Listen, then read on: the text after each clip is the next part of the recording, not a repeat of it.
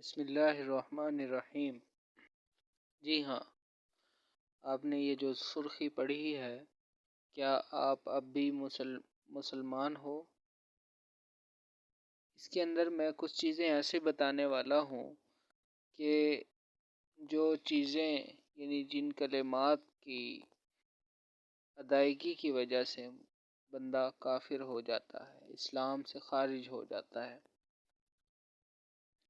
جیسا کہ دوسری سرخی کے اندر لکھا گیا ہے، ان چیزوں کا انکار اور آپ اب بھی مسلمان ہو، ذرا نہیں بلکہ پورا سوچئے اور سنیے۔ اس کلپ کو پورا سنیں گے انشاءاللہ آپ کو بات میں سمجھ میں آئے گی۔ کچھ کلمات ایسے ہوتے ہیں کہ جن کے کہنے سے مسلمان کافر ہو جاتا ہے، دائرہ اسلام سے خارج ہو جاتا ہے۔ تو اور ایک حدیث پاک کے اندر آتا ہے کہ ایک وقت ایسا آئے گا کہ صبح کے وقت بندہ مومن ہوگا اور شام کو کافر ہوگا، یا شام کو مسلمان ہوگا صبح کو کافر ہوگا۔ تو اس وقت ہم بہت زیادہ پرفتن دور کے اندر سے گزر رہے ہیں، قدم قدم پر فتنے ہیں، تو ہمارے ایمان کا کوئی اعتبار نہیں رہا۔ ہماری زبانوں سے اکثر ایسے کلمات ادا ہو جاتے ہیں کہ جن سے ایمان ضائع ہو جاتا ہے، ایمان سے ہم خارج ہو جاتے ہیں، اسلام سے خارج ہو جاتے ہیں، اور یہ اس پیشن گوئی کا ہم مصداق بن جاتے ہیں کہ ایک وقت ایسا آئے گا کہ بندہ صبح کے وقت مومن ہوگا اور شام کو کافر ہوگا، شام کو مسلمان ہوگا تو صبح کو کافر ہوگا۔ تو ایسے کلمات کیا ہیں، میں آپ حضرات کے سامنے بتا رہا ہوں، عرض کر رہا ہوں۔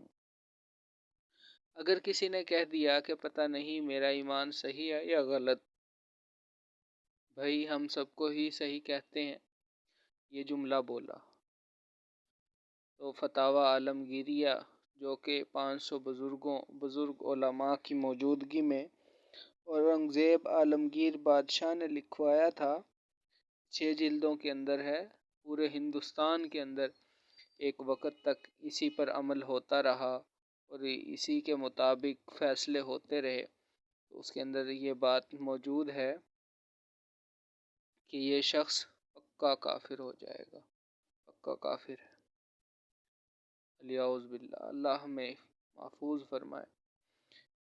اب دیکھیں ہم کتنے سخت کلمات کہہ بیٹھتے ہیں بسا اوقات۔ اور آگے یہ فرما رہے ہیں، من شک ایمانہ وقال انا الی آخری، جس شخص کو ایمان کے اندر شک ہو اور کہے کہ ایمان تو ہے شاید صحیح ہے یا نہیں، فرمایا وہ شخص کافر ہے۔ جس کو ایمان کے اندر ذرہ بھی شک پڑ گیا، اللہ کے بارے میں شک پڑ گیا، معاذ اللہ۔ اور آج کل یہ وسوسے بہت زیادہ عام ہو رہے ہیں، ایسا ہے کہ نہیں؟ تو اسی طرح حضور صلی اللہ علیہ وسلم کی ختم نبوت کے حوالے سے شک پڑ گیا، بتاؤ تو کیا بنے گا؟ فرشتے جن کا ثبوت قرآن سے ملتا ہے، ان کے حوالے سے شک پڑ گیا کہ پتہ نہیں ان کا وجود ہے یا نہیں ہے، تو ایسے شخص کافر ہو جائے گا، کافر ہو جائے گا، اسلام سے نکل جائے گا۔ اور اسی طرح اگر کسی شخص نے اس قرآن کے بارے میں کہہ دیا کہ بھائی یہ تو اللہ کی مخلوق ہے، تو یہ شخص بھی صریح طور پر کافر ہو جائے گا۔ اور اگر خدا نخواستہ شادی شدہ ہے تو اس کو تجدید ایمان کرنا پڑے گا، تجدید ایمان اور تجدید نکاح دونوں کرنا پڑیں گے۔ ایمان یعنی اللہ پر ایمان دوبارہ لائے، قرآن پر ایمان، قرآن اللہ کا کلام ہے، صفت ہے، اور اللہ کی صفت مخلوق نہیں ہوتی۔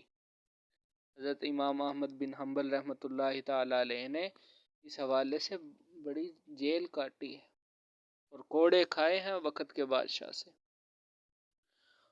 اور اسی طرح کسی نے کہہ دیا کہ بھائی یہودی ہوں یا عیسائی ہوں، فلاں ہوں یا فلاں، سب ایک ہی ہے۔ یعنی اس نے سارے مذاہب کو ایک ہی پلڑے کے اندر کیا دیا، ایک ہی پلڑے میں رکھ دیا، اور مسلمانوں کو بھی ساتھ شمار کر دیا۔ یعنی مسلمان ہو، عیسائی ہو، یہودی ہو، کافر کوئی بھی ہو، سارے ایک ہی مذہب ہے، تو یہ شخص بھی کافر ہو جائے گا۔ کیوں کافر ہوگا؟ کیونکہ بھائی ان الدین عند اللہ الاسلام، اللہ کے نزدیک جو مذہب ہے وہ اسلام ہی ہے، اسلام ہی مذہب ہے، سچا مذہب اسلام ہے۔ تو اس حوالے سے بہت محتاط رہنا چاہیے کہ قدم قدم پر ہم فتنوں کا شکار ہو رہے ہیں، قدم قدم پر ایسے جملے ہم کچھ انداز سے سن رہے ہیں کہ جن سے ایمان کا خطرہ ہو جاتا ہے اور بندہ کافر ہو جاتا ہے، ایمان سے نکل جاتا ہے۔ قدم قدم پر ہمیں اپنے ایمان کا پہرہ دینے کی ضرورت ہے، اپنا ایمان، اپنے بچوں کا ایمان، اپنی بیوی کا ایمان، اسی طرح اپنے والدین کا مؤدب ہو کر ان کا بھی ایمان کی حفاظت ہمیں کرنی چاہیے۔ ان کو بھی اگر خدا نخواستہ وہ ایسے کلمات کہہ رہے ہیں تو مؤدبانہ انداز سے کہتے رہیے، اور اگر نہیں تو پھر اللہ پہ معاملہ چھوڑ دیجئے۔